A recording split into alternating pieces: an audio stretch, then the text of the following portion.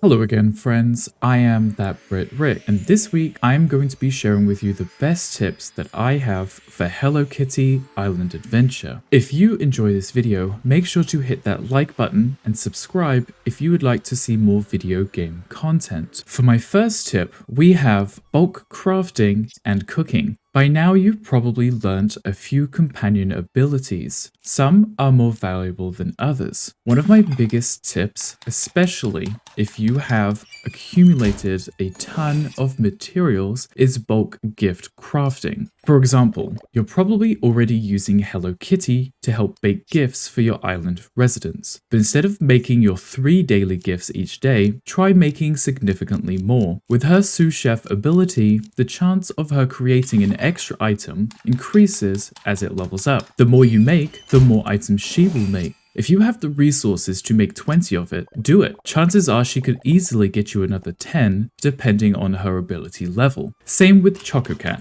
Though his ability doesn't level up unfortunately, but any extra fabric or mechanisms or ingots you can get for free save you a ton of time farming in the game. Do not neglect your companion abilities. My next tip, and not often spoken about, are multiplayer features. Whilst there is a quest that does introduce you to multiplayer, it doesn't explain very much, nor very well either. Multiplayer in Hello Kitty Island Adventure can be very rewarding, with tons of fun to be had with you and your friends. Similar to Residents, you have a friendship level with multiplayer. You can complete quests to earn levels, with each level granting new rewards, from poses to new multiplayer abilities like gifting clothes and furniture to collecting island resources together. Do keep in mind though, until your friendship level is high enough to have unlocked that ability, any resources claimed by your friend are not shared with you, so make sure that you do trust those that you invite to your island. Another super awesome feature of multiplayer is friend cabins. You can allow your friends to move into your island cabins, allowing them to use their own furniture to decorate their own cabin on your island, making this a truly cozy and immersive experience. The furniture is removed from the guest's inventory though, but don't fret, you can recall all items placed in friend cabins from your inventory if you wish to do so. My next tip, a little more obvious but often forgotten, are your daily and weekly quests. Unlike similar games like Animal Crossing, Hello Kitty Island Adventure features a little extra incentive to check in daily. These quests are usually very straightforward, like gifting a certain resident an item, or even taking a selfie with someone. These quests also, if completed during a special event with its own currency, does also award that currency to help you obtain all that you need a little sooner. So if you are trying to complete a set or get multiple items, try your best to check in each day for the extra rewards. This also awards friendship gain too, though rather unpredictable as it could be a quest from any island resident. In addition to my last tip, daily logins and reset. Each IRL day your island will refresh, all gatherable materials will respawn, and all residents will accept gifts again. This isn't uncommon for cozy games like this and can add longevity to a game that players might normally speed through. The devs have warned that time traveling can result in a ban from multiplayer features, so it is very much discouraged, but there is a workaround built into the game itself. Bouquets are valuable and limited items you can obtain as part of daily rewards that allow you to reset your island resources or gifts given when used. Whilst a little time consuming to run around the whole island multiple times, if you are in desperate need of a material or you need to boost a resident's friendship level, these come in handy. Be sure to check your daily rewards in the app on your phone so you can see when you'll next get some more, as you can only hold a limited number of these and you wouldn't want them to go to waste. Something that I struggled with at the start. My next tip is about the island challenges, but more specifically, the races. You will recognize these from the giant purple buttons and flags. They are found all over the island, and upon stepping on them, trigger the release of flowers that must be collected in a speedy manner, and in doing so, grant a trophy piece. Whilst you might not have any issues obtaining the bronze and silver, gold may pose a much larger challenge, with some of these allocating you a mere 5 seconds to complete, which is impossible considering how slow you actually run. For my suggestion, I would say get Pom Pom Purin to at least level 12 for his slow and steady ability. This increases island challenges by a whole 5 seconds. It doesn't seem like much, but it will, and partner this with the speedy walking potion or the speedy swimming potion, depending on where the island challenge is, and you should have absolutely no issues getting those gold trophies for all of your races. Another tip for you, Radiant chests and coral keys. You've probably seen a few of these chests scattered around the island, but when you attempt to open them, you are unable to without having first obtained some ocean-themed key. The ocean-themed keys can in fact be obtained by recycling pieces of trash at the recycling plant, though unfortunately,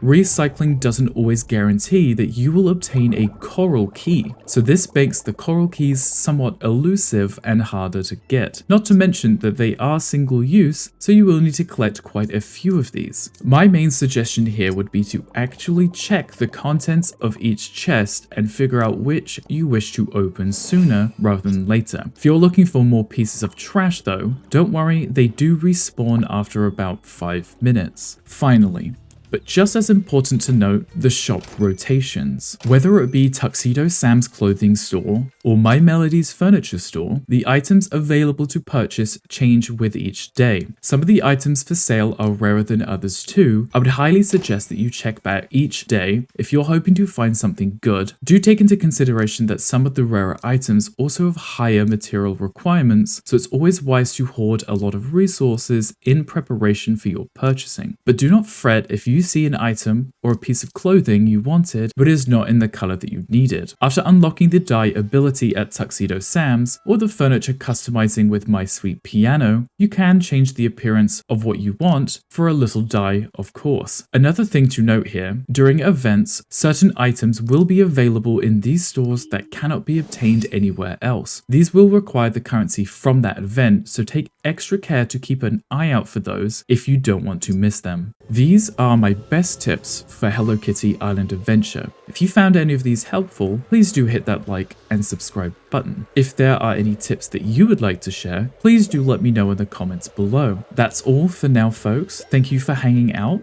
I'm That Brit Rick, and until next time.